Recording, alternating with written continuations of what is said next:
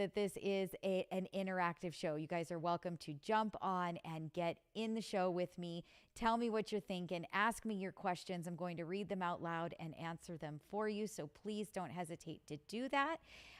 If you are not subscribed to my live notifications and you would like to be, that way you never miss a show and you know that we've gone live and you've got a direct link to click on in your text message box on your cell phone.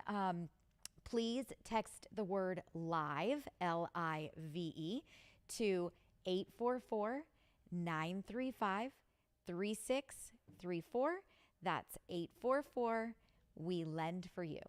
WELEND and the number 4. So text the word live, LIVE, and you will get a text message once a week letting you know what we are talking about and that we are live, and there is a link to join.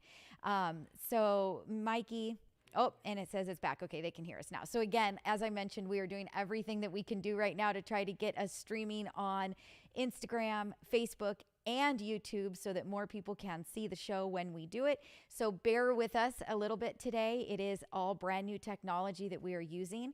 And if you can't hear me or you can't see something or something happens, please put it into the chat and let us know. That way we can try to fix it right away.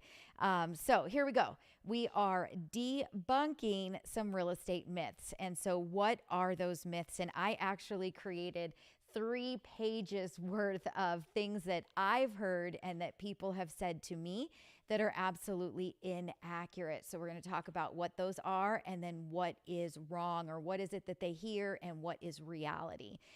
Again, if you have any questions, please feel free to put them into the chat, or if you've heard something and you want to know if it's true, go ahead and put that into the chat as well. So let's go ahead and get started. So looking at homes is the best first step. So a lot of people believe that the best thing that they can do is to actually start looking at homes, going out on the weekends, walking through open houses to see if they fall in love with something, or, you know, is this the neighborhood that I want to be in? And in reality, that is not your first step. If you want to buy a home, you need to know first, what can you afford? You need to put those finances ahead of being out and looking at homes. You could walk into an open house and absolutely fall in love with that home, fall in love with that neighborhood and say, this is where I want to be. And then you find out that you just can't afford it. You can't get the loan to purchase it, or the monthly payment is too high. So we do want to make sure that you are actually shopping for that pre-approval first. That is your first step. Get pre-approved, call a lender, call Mortgage Mom Radio, and let's get you all of your numbers done, your affordability done. What is that price range that you can afford? And then get out there and start looking. So I get question. I've noticed during my search for homes in Parker, Havasu, and Bullhead that 99% of waterfront properties are leased land, are properties like that mortgageable. So it depends on the property. Just because it is on leased land does not mean that you cannot get a mortgage on it. What determines whether or not we can do financing is, you know, is it a mobile home? Is it what year of a mobile home is that? Are you in a park, or are you know, actual real property? But leased land, I've seen condominiums actually in Newport Beach that are on leased lands. There's many properties and homes like where my dad lives in Illinois, where there is leased land and it's a true home on leased land. That does not stop the financing. We can do leased land financing. However, it depends on how many years are remaining on that land lease. So if there are only 20 years remaining, we can actually only finance for 15 years. So we can only finance up to 5 years short, or 5 years sooner than when that lease would be gone, or would be, you know, expired. So you do want to make sure that you are asking the question, if you are looking at properties on leased land, how many years of a lease are remaining. The rest of it is going to come down to property and whether or not the property itself is lendable. And that is something that we can definitely talk about if you find one that you like, we'll see, what kind of property that it is, and, is it something that is doable? But yes, it can be done. That is for sure. So I love the question. And that actually came from my dad. I'm trying so hard to get him to move to the West Coast. So I love the fact that he's actually looking at properties online. So thank you, Dad. Good job. All right. So number two, you don't need an agent to buy a home. That is a myth. Okay. So why is that a myth? It's actually not a myth, and it is. So number one is you can buy a home by yourself. You can sell a home by yourself. And a real estate agent is absolutely not required. It is not a requirement, but I absolutely do suggest it. You are going to do so much better with having somebody behind you, helping you, who's familiar with the contracts, understands what you're signing, knows, what all of the inspection periods are that you have, what inspections can you do, who should be paying for what when you write up that contract. So you absolutely do not need an agent to buy a home, but you absolutely should get an agent to buy a home.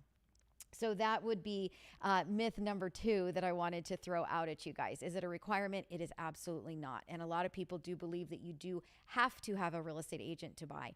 You do not have to, but I would not recommend doing that. Number three, buying a new home means few repairs in years to come. So a lot of people are jumping into homeownership and they're thinking, I'm going to take on a lot more responsibility now. I'm going to be responsible for all of my repairs, for, if pipes were to break, if my appliances go down, my landscaping, repainting the house, if there's a roof leak, right? You absolutely have a lot more that you are responsible for as a homeowner than what you would have if you were a renter or tenant. So many people believe that if they go and they buy new construction, that they are kind of getting away from the necessity of those repairs or things that are coming that need, kind of unexpected things that are going to happen to them. So they feel like they're being safeguarded if they buy in new construction. Now, many new homes are built to great standards. There's a lot of very good builders out there that do a very good job. But one thing to realize is that many of these builders are going very, very fast. They're putting up homes as quickly as they can, obviously, to turn it around. That's how they make profit. And many times there can be things that don't maybe get done right. So it does not necessarily mean that you are not going to be in a position where things do come up, repairs are required, and things do need to get fixed. So please don't think that by buying a brand new home, new construction, that you are somehow escaping that.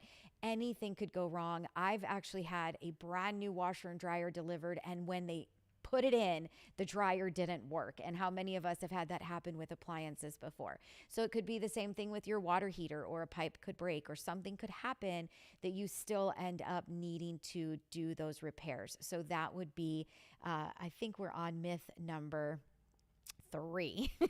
All right. So myth number 4, and then we're going to take a break. But I do want to remind everybody that if you have questions, put them into the feed. I will read them out loud and answer them for you. This is an interactive show. I want you to be part of it, and I want you to give me your feedback. So myth number 4. You'll need a 20% down payment plus closing costs if you want to buy a home. And if you have all been watching me over the years doing this show now, I think I've been actually doing the show since 2016. You'll know that that's absolutely not accurate. And there are many, many people that have that misconception that 20% down payment is a requirement. So it is not a requirement. You are not required to put down 20% on a home to get a loan. There are many, many loan programs that are available with less than 20% down. There's zero down for USDA, or zero down for a veteran with VA financing. And there's even down payment assistance when you can't come up with those lower down payments of 3 or 3.5%. So that is absolutely a myth. You do not need 20% down to purchase a home. So if that is what you thought, or that's what your neighbors told you, or your parents told you, and that's what you've been saving up for, I would highly recommend that you get on the phone and you give us a call. Let's see what kind of financing that we could get you into and help you get pre-approved for, rather than waiting any longer while the market continues to go up and home values continue to go up. We don't want you to miss out on any appreciation negotiation if you are already ready and you've got enough to get the transaction done. So with that, we're going to take a super fast break. Literally, I think it's a 40-seconder, and we'll be right back. This is Debbie Marcoux, the Mortgage Mom. Are you thinking about buying, refinancing, selling? Are you relocating to another state? Well, we are here to help you at Mortgage Mom Radio. Give us a call, go to our website, or send us a text message. The phone number is 844-935-3634. That's 844 We Lend for You. WELEND and the number 4. Or head on over to that website at mortgagemomradio.com. Okay, so welcome back to Mortgage Mom Radio. I'm Debbie Marcoux. I am the Mortgage Mom. And again, today is all about us testing and trying to get ourselves on Instagram. So bear with us if there are any delays or issues with any of the technology or the sound. I do want to apologize for that in advance. Mikey's going to mess around a little bit. He's running the show today. He is my brainchild behind all of the equipment. So he is going to mess around a little bit with trying to get us up live on Instagram while we do the show. So please bear with me if there is something that goes wrong. All right, so we were on myths. We were talking about debunking real estate myths. And so I want you guys to put any questions you have in the feed. If you've heard something that you're not quite sure it's true, or you're wondering if it was true, or it's what you believe, ask it. Ask me right now. I'd be happy to tell you what the answer is. So here we go. We are on 1, 2, 3, 4, 5. We are on myth number 5. A down payment is the only upfront cost. Closing costs, appraisal, inspections, termite, HOA documents. So I made myself some notes to make sure that we don't miss out on all of those pieces. So your down payment is not your only out-of-pocket expense when you do purchase a home. And that is even if we're talking about a 0 down loan. So let's even say that you're a veteran and you have your 0% down payment available. Your down payment, again, you have no down payment for a veteran, right? But that is not the only expense. So you do have other expenses that do come up and have to be paid out of pocket in advance of even closing a loan. And a lot of people are not aware of that. So there are closing costs, which I think a lot of people have heard. And I've had a lot of clients call me where I'm trying to save a deal because they got into escrow and they knew they needed 3% or 3.5% or 10% or whatever that number was down payment, but they didn't know anything about closing costs. So number one, closing costs, those are there. And if you don't know what they are, make sure you call your lender and you talk to them about closing costs and how much that you should expect to have to pay. But let's put closing costs even to the side as well, because closing costs can be negotiated.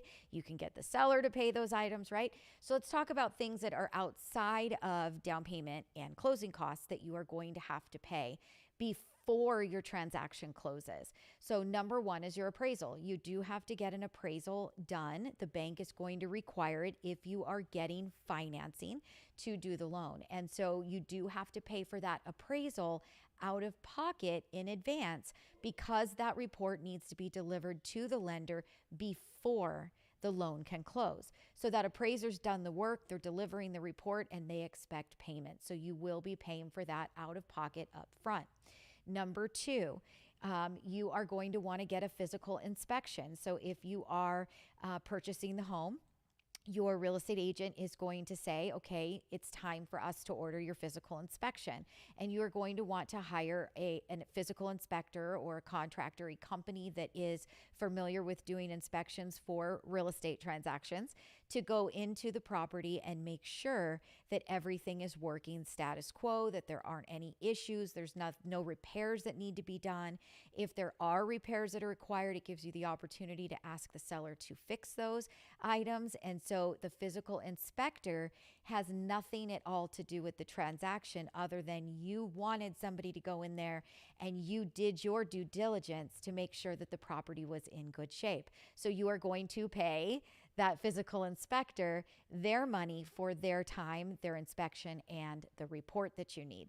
So on top of those things, then you also have termite. So sometimes the seller pays termite, sometimes the buyer pays termite, but it is an inspection that somebody comes into the home and makes sure that the home does not have any termites. And if there are termites, then you know that you need to, again, go back to a seller and, see if you can negotiate to get some repair work done. So a termite inspection very well could be on you, the buyer, if you want to get one. I highly recommend that you do. It is very important to know if your property has termites and you don't want to be purchasing something that does. You want to walk into the home knowing that it is termite free, and it is now your job as the new owner to maintain the home to make sure that those termites don't return. But many times, many times, it is actually on the buyer to choose which inspections that they feel are important. There's mold inspections, there's plumbing inspections, there's all kinds of more detailed inspections that can be ordered and completed, and that is typically on the buyer to pay for, and that is out of pocket in advance of closing the transaction and outside of what those actual closing costs for that transaction are. Another thing that you will pay for upfront is if you are buying a home in an association. The association, the lender is going to need to get documents from that association in order to do the loan. They need to check on reserves and budgets and rules and such, insurance, to make sure that everything is covered. This is especially important for a condominium or a townhome, something that is attached to another property. So that will typically have a cost associated up front because the association is going to charge to get copies of that paperwork, but the lender needs that paperwork in order to approve your loan. So that is something that you are going to shell out the money in advance to get those documents ordered. So again, debunking the myth, a down payment is the only upfront cost. No, you're going to have your closing costs, which again, that's something for you to talk with your lender about, or call Mortgage Mom Radio. We'll go through it with you. You are going to have your appraisal. You are going to have your physical inspection. You are probably going to have a termite for sure. And you may have other inspections that you choose to do as well. So we are going to get into myth number 6 here in a second, but we're going to take a super quick break and we'll be right back. This is Debbie Marcoux, the Mortgage Mom. Are you thinking about buying, refinancing, selling? Are you relocating to another state? Well, we are here to help you at Mortgage Mom Radio. Give us a call, go to our website, or send us a text message. The phone number is 844-935-3634. That's 844 We Lend for You. WELEND and the number 4. Or head on over to that website at mortgagemomradio.com. Okay, so welcome back to Mortgage Mom Radio. I'm Debbie Marcoux. I am the Mortgage Mom, and I'm bringing you guys I am debunking myths today about real estate, right? And so right now we're talking purchase transactions. I am going to jump into selling your home because I feel like I've got people that listen to me that are both looking to purchase a brand new home, but also I've got people that own homes that would like to sell a home. And so I want to make sure that I do hit on some of those topics as well. I might have maybe had a couple too many myths to get into one 30-minute show. So I am going to do my best. I'm going to hit one more purchase, and then we're going to jump into some myths about selling. And if we have time, we'll jump back to any that I might have missed. So the next one is getting pre-approved will hurt your credit. So the myth, getting pre-approved will hurt your credit. So this is actually not correct. This is wrong. Your mortgage lender can pull your credit report one time, and that could be for your pre-approval and to close the loan. So a lot of people don't realize that the credit report is good for 120 days. So it is good for just about 4 months, depending on what month span that you are in and how many days are in each month. But it is good for 120 days. We do not have to re-pull a credit report again to close your loan if your pre-approval and your home loan closes within that 120-day period. So hurting your credit would be one inquiry on your credit report. That's not really going to move your credit score. It's when you start getting into multiple kinds of credit inquiries. That's another thing that many people get they're confused about. And again, it's a misunderstanding. is that if you shop and you talk with one mortgage company and they give you a pre-approval, but you don't like what you hear, or you feel like there's another loan program that they didn't offer to you that you could get a better deal somewhere else, and you decide to go to another lender and start the process all over again. Your credit report cannot be shared amongst other lenders. So you can't go to the bank and have them pull your credit report and then send me a copy of that credit report and I utilize that credit report. Every single lender has to pull their own credit report for the company that they work for. However, if you are doing a mortgage loan and a mortgage lender pulls your credit report, you have 30 days. The credit bureau gives you 30 days to shop for your financing. So that means that you could go to other lenders and have your credit report pulled again. You will see those credit inquiries on your credit report, so it will show up as who has pulled your credit, but you will not get dinged for an additional inquiry and an additional inquiry.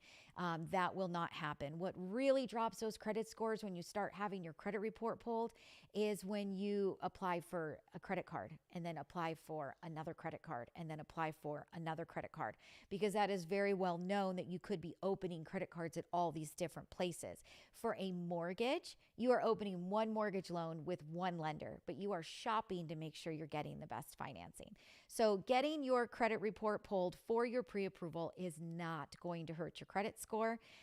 You just want to make sure that you are getting your credit report pulled if you are going to shop lenders, at least within that 30-day range. So if you start a pre-approval one place and want to shop with another lender somewhere else, make sure that you get to them and have them pull the credit report within that 30-day period. And again, if you do close on a new home within that 120 days, then there is no more credit report being pulled. So that is absolutely a myth, and I just debunked it. Again, I want to remind everybody that if you have questions or you've heard something and you want to know it's true, put it into the feed. This is interactive. You are more than welcome to ask me your questions. I also want to remind everybody that is listening by radio on Saturday, if you want to be part of the show, you want to see me do it live, you need to get the link to join. And in order to get the link to join, you need to text LIVE, LIVE, to 844-935-3634.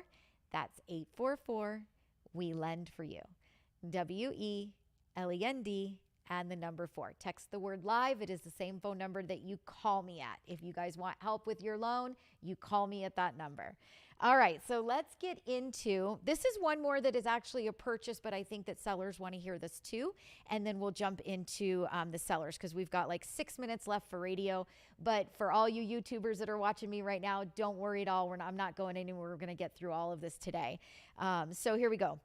Myth: schools don't matter if you don't have kids. So when you're trying to decide where you are looking to buy and you're thinking, well, I don't have any kids, so as long as I like the house and I like the neighborhood, it doesn't really matter. Schools are very important to many buyers. A lot of people that are buying have children or are planning to have children. And it is actually really close to the top of lists when people are deciding where they're going to move to, is the school system and how the school system is and which school is it. So it is, if you are a buyer, whether or not you have kids or choosing never to have kids in your life, it is very important to know what the school district is and where you're purchasing. It's really good as far as trying to determine if it's a good investment when you make that purchase. So I did want to bring that one up. That was a really good one. And I do see that Michelle has a question. She says, what legal recourse do we have if the seller did not disclose all the defects on the property? I bought the house in December with no rain, but my backyard is flooded each time it rains after I moved in. So Michelle, that would actually be really good for you to go back to your real estate agent about. So although I used to be a real estate agent, I was licensed and I used to sell homes. I do not sell homes now. I have the knowledge, but I am not licensed to actually provide you with guidance. So you want to go back to the real estate agent that helped you write that contract. In that contract, he or she will be able to show you whether or not you agreed or did not agree to arbitration. So you may be going down a path of taking the seller to arbitration. But that is really your real estate agent's piece of the puzzle, is that they are the ones to take you through the contract and get you to understand what your legal, what your legal recourse would be as far as your question is concerned in a situation like that. So my job is to get you the money to buy the home. The real estate agent's job is to protect you, write the contract, and make sure that you understand obligations on your part and the seller's. And that is why at the beginning of this show, I said you can buy a house without a real estate agent. Yes, you can sell a house without a real estate agent. Yes, but I don't recommend it. I absolutely always recommend that you have somebody that is there on your side. So definitely, if that happened to you, pick up the phone, call your real estate agent, and find out what they have to say. If you're not getting answers from them, realtors do work for a broker. They have to hang their license with a broker. So go over and beyond and ring up the broker of the agency. And if the person that you are working with is your realtor and they are the broker, so they happen to be the broker owner of the real estate company, then you might want to reach out to the Department of Real Estate. So I do want to make sure I'm giving you guidance, but I can't really give you exact what you should do because I am not a licensed real estate agent. So she does ask, is there a time limit? And so again, I don't know. I would not want to answer that question and tell you that there's a time limit that you can take somebody to arbitration within. If Heather's actually on with us right now and she's watching, she could jump into the chat and she could probably answer that question for you. She is a licensed real estate agent, so she could tell you if you've got a time frame that you would need to file or submit paperwork within. But I'm not going to answer that question because I honestly do not know. I don't do that side of the transaction anymore. I don't sell homes anymore. And I haven't had a real estate license in about 23 years. So again, I've been in this industry for 30 years. I started by selling real estate at the beginning of my career, and I have been in mortgage since 2001. So I've got quite a bit of time under my belt in general. And I've got really great general knowledge as far as real estate goes. And I've got exceptional knowledge as far as mortgage goes, but I don't want to answer a question wrong. Great question though. I do love it. And Heather might be able to pop in. And if not, you're welcome to call the office and you can ask for her and she can give you some general information being a real estate agent, but she wasn't yours and had nothing to do with your contract. So she can give you some general guidance and to follow. So great question, though. Thank you so, so much. For Go Country, guys, this is it for you. You guys are listening on Saturday. You're not watching me do it live on YouTube, so you are going to miss out. If you want to see the rest of the show, I am going to be talking about you must sell your current home before you buy a new one. Your pre-approval amount will only be for the loan amount you're approved for. Set the list price above comparables to build in bargaining room. Setting a low price means you'll make less money. Negotiate the realtor's commission to net more profit. So these are some of the seller myths that we're going to get into. You're going to miss it, but you could jump over to my YouTube channel and watch my most recent live that was from this Wednesday. And maybe next week, Wednesday at 1, you'll jump on with me and you'll be part of the show. How do you do that? Well, you text the word live to 844-935-3634. That's 844, we lend for you. WELEND and the number 4. Text the word live, LIVE. No quotes, no exclamation points, no please, opt me in, just live. I hope you guys all have a fabulous rest of your week. Okay, so Go Country's 30 minutes is done. We're going to keep going because I think these are some really cool topics that I do want to hit on. And if you have any questions, please put them into the feed. I am watching the chat. I can see that Heather is jumping in right now and she's given some information for everybody. But here we go. I wanted to jump in on this one. Let's see. You must sell your current home before buying a new one. So that is absolutely not true in any way. So whether you need to sell the home because you need the money out of the home in order to buy another one, You don't necessarily have to sell that house. We are doing loans for clients all of the time that want to go buy another home. They don't want to worry about selling their house until they've closed on another. They want to move out. They want to move in. They want to clean up the house, and then they want to market it for sale. There is a way to do that. We've got loan programs where we don't have to hit you for the mortgage payment on the departing residence, and we can help get you some of the cash out of the house to get you into the new loan first. If you want to hold on to that property and make it a rental, we can look at a lease agreement. So you are going to market the property for rent, and you are going to find somebody to rent the property. You're going to sign a contract and get us a deposit check. But as long as you do that, we can actually give you that rental income on that departing unit to help you towards your qualifying ratios. So that is assuming, of course, that you have at least saved up a little bit of money to be able to put down payment onto the next property. But it is absolutely a myth. As you can hear, I've already rambled off 2 different scenarios where you don't have to sell first. And there's definitely a lot of options and opportunity there. So don't believe that. That is absolutely a myth. That you must sell your current home before buying a new one. Next one. Your pre-approval amount will be for the loan amount you're approved for. So that is not correct either. I have a lot of clients that come to me and I give them a number that they're qualified for. And they'll say, okay, well, I guess I just need to save more money and have a bigger down payment because if I qualify for $500 and I have an extra $50,000, now I can qualify for $550. That's not necessarily accurate. The higher the sales price, the higher the homeowner's insurance cost, the higher the mortgage insurance cost, the higher that the property taxes cost. So it is not necessarily dollar for dollar. What is important is that you reach out to your loan officer and you let them know, I don't like the number that you gave me. What are some other ways that I can go about getting a higher dollar amount? I'm thinking maybe I might put down an extra $50,000. Okay, that's fabulous if you have that available. So now we're talking about $50,000, and now your lender's going to start moving and manipulating the numbers to try to determine and figure out what is the best way for you to move forward. Maybe that extra $50,000 puts you into a conventional loan where there is no mortgage insurance. Boom, that helps a lot. Maybe that extra $50,000 could help you buy out mortgage insurance. So you get rid of that mortgage insurance completely. Again, that could help a lot. Maybe that $50,000 could help buy the interest rate down to a lower interest rate to help you to qualify for more.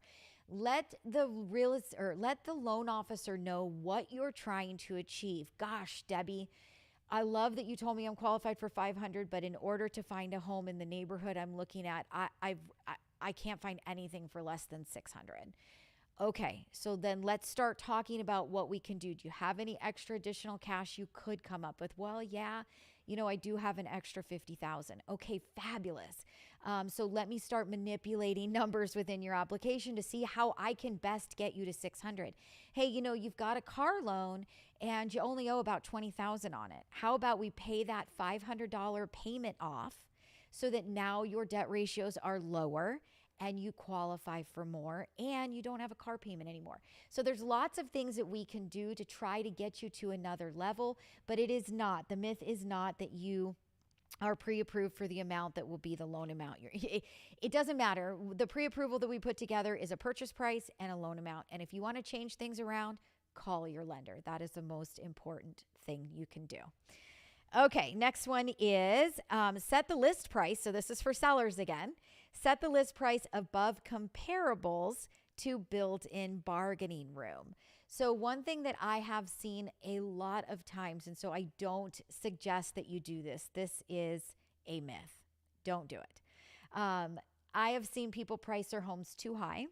So then they sit on the market and they sit on the market and they sit on the market and they're not driving any buyer engagement. Nobody's getting excited over their home because they are overpriced for the market. And so the house sits and the house sits. And then they go back to their real estate agent. Okay. Let's drop the price. We're going to have to lower the price to get some people through here. Well, sometimes if you wait too long to do that first price drop, when you don't see things happening, your buyers in the market are looking at homes that are listed for sale. And when they see that a home has been sitting on the market for a long period of time, with no movement, they automatically assume that there is something wrong with that property. Why hasn't it sold yet? Why don't other buyers want it? And that will sometimes just absolutely kill you completely in the market. So the last thing that you want to do is to overprice your home to try to leave room for bargaining and negotiating. Set your home where it should sell. Set your home at the number that you are willing to accept. Make sure that your real estate agent knows that number that you need to net out of that property. I need to walk away with X. Price it there. Price it if it is right for the market. That is where the homes in the neighborhood should be selling for. Get people through the home. That is the most important thing that you can do. Don't let your home sit on the market, because you could actually be hurting yourself. Even though in your head you're going, hey, I'm leaving room to help negotiate for this buyer, you're actually just putting buyers out that aren't coming through. So that is, don't do it. Just don't do it. We don't like that. All right. Next myth for a seller, which I love. And I can see that Heather's given all kinds of information in the chat. And I love that you did that, Heather. Thank you so much. And, hopefully, Michelle, that helps you too. But please call your real estate agent. I do think that's really important for you to do. Okay. So the next myth, setting a low price means you'll make less money. So that is an absolute myth as well. So a lot of clients are really nervous. Their agent, their negotiating strategy is, hey, let's start it off at a lower price than the last one sold for. What we want to do is we want to spark a bunch of interest. We want to get a whole bunch of people to go, oh my gosh, that is a great deal. We want to go see that property today.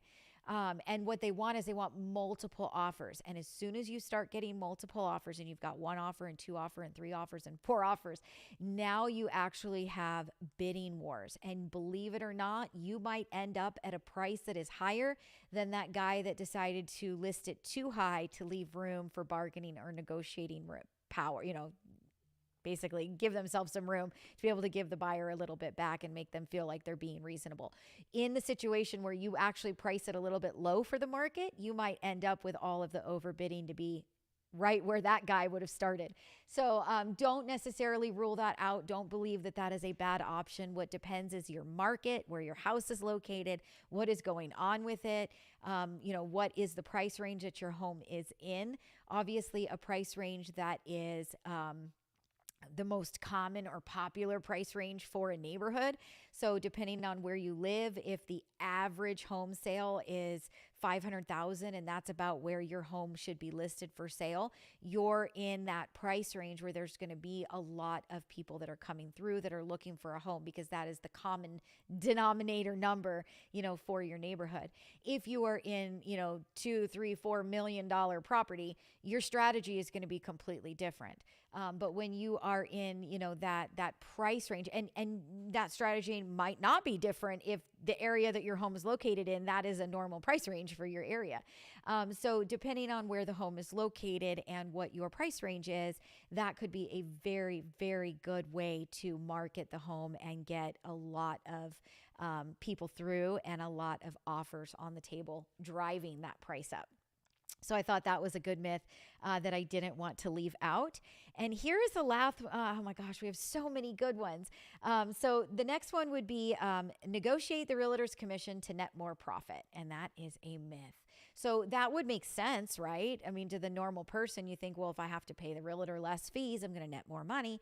But that's not necessarily correct, because, those real estate agents do need to get paid to do their job. And if you have a buyer and you're searching the MLS for the properties that you want to go show that buyer, and you come across one that's got a really, really low commission on it, chances are that you might just completely ignore that house and not show it to a person.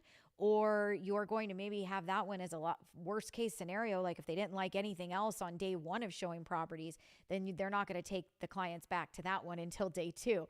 So very good chance that by negotiating for lower real estate commissions and not offering full price real estate commissions could very well keep many suitable buyers for your home out of your property and not looking at it. So you could actually be hurting yourself by not offering the standard, typical, normal commission for the area where you're selling. And it is different. It's different in every part of the country, nation, city, state, county. What seems to be an average real estate commission percentage is completely different based on where you're located. So you want to just be looking at what's common for my area and offer it up. Just offer it up. Get as many people in there as you can and, get the best offer and price that you can. So this is one more for a seller that I thought was really good. And then we're going to talk about the last one is going to be for both a buyer and a seller. So I do want to hit that one as well. That's very important. And then we'll call it a day on the show. So myth, we already did that one. Myth, professionally staging a home is necessary for a quick sale. So a lot of real estate agents do like to stage properties. And let me tell you, staged properties are really pretty. They look great. Some buyers have a really hard time walking into a vacant property, an empty property, and being able to see where things can go, kind of imagine my table here and my couch there. And sometimes it does make it very difficult when it's vacant and empty. And so I can see why real estate agents would possibly want to stage a property depending on the property itself. However, it really isn't necessary. It really isn't going to change what the offer that you're going to receive on the property is. It really isn't. And it's going to cost you money to stage it. So if the property's vacant, absolutely think about it. If you're living in the property and you have your own furniture, declutter, clean things up, make your home look as nice as you possibly can. So, don't leave blankets all over the place, fold them up, hang them nicely over the couch, take everything off the countertop in the kitchen that you possibly can. Don't leave things out that don't need to be there. I know you love your knickknacks. I know you like your salt and pepper shakers out. Put it all away. Clean it up, make it as clean and presentable as possible. You want the countertops to be clean and open and not cluttered, and you want everything picked up, and you want everything vacuumed, and you want everything put away, and you will be okay without staging the property. So I did want to bring that one up because that is one that a lot of people hear, well, we need to stage your home. No, probably don't. Okay, last one that I'm going to talk about today. Again, I said this was for buyers and sellers, so I do want to jump into this. The highest price is always the best offer. So this is absolutely not true. If you are in a situation like I was just talking about where there are multiple offers on the table and you are the seller and you get to decide which offer do I want to accept, taking the very highest offer is not necessarily the very best decision. So there can be many things at play with that highest offer. Sometimes that highest offer doesn't have the best or strongest buyer. So maybe their down payment is smaller. They're pushing the envelope as far as qualifying. Their lender has not pre-approved them. They're only giving you a pre-qualification.